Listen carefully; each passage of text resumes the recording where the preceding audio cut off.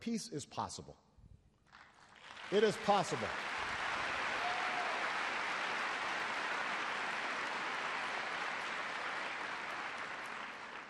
I'm not saying it's guaranteed.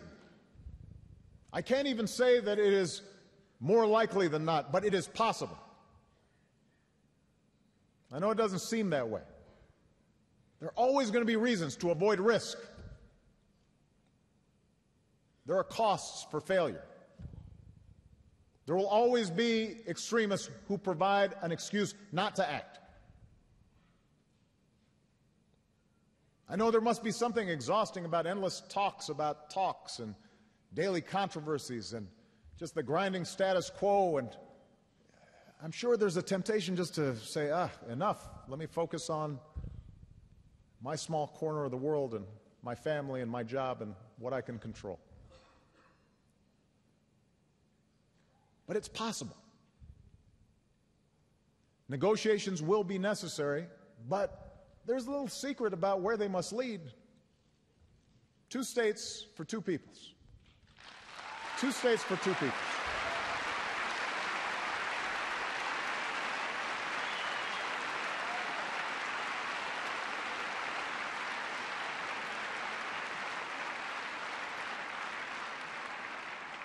There will be differences about how to get there. There are going to be hard choices along the way. Arab states must adapt to a world that has changed.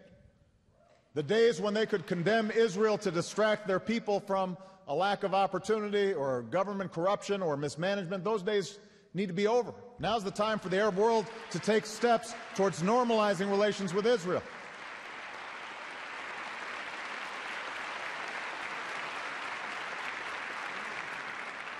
Meanwhile, Palestinians must recognize that Israel will be a Jewish state and that Israelis have the right to insist upon their security.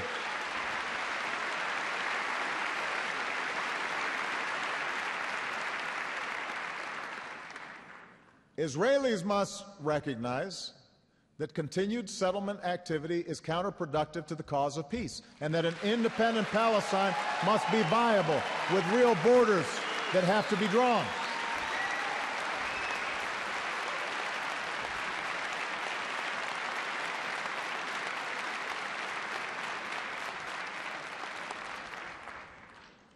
I've suggested principles on territory and security that I believe can be the basis for these talks. But for the moment, put aside the plans and the process. I ask you instead to think about what can be done to build trust between people. Now, 4 years ago, I stood in Cairo in front of an audience of young people. Politically, religiously, they must seem a world away. But the things they want, they're not so different from what the young people here want. They want the ability to make their own decisions and to get an education, to get a good job, to worship God in their own way, to get married, to raise a family. The same is true of those young Palestinians that I met with this morning. The same is true for young Palestinians who yearn for a better life in Gaza. That's where peace begins, not just in the plans of leaders, but in the hearts of people. Not just in some carefully designed process, but in the daily connections, that sense of empathy that takes place among those who live together in this land and in this sacred city of Jerusalem.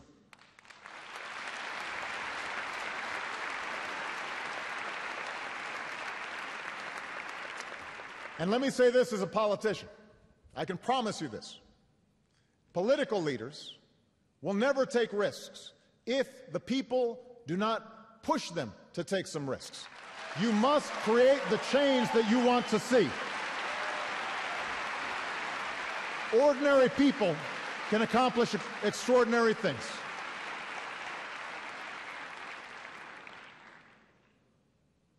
I know this is possible.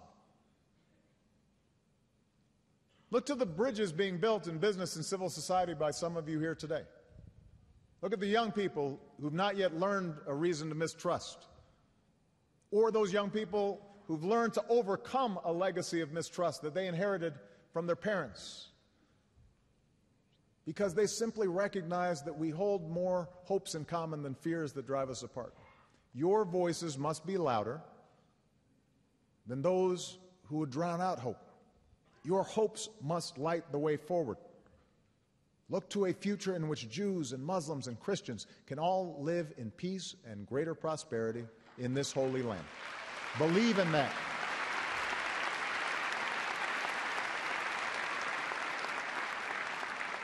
And most of all, look to the future that you want for your own children.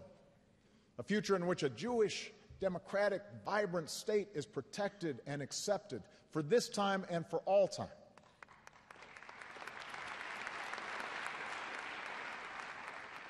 There will be many who say this is not possible, but remember this. Israel is the most powerful country in this region. Israel has the unshakable support of the most powerful country in the world. Israel's not going anywhere. Israel has the wisdom to see the world as it is, but this is in your nature. Israel also has the courage to see the world as it should be. You know,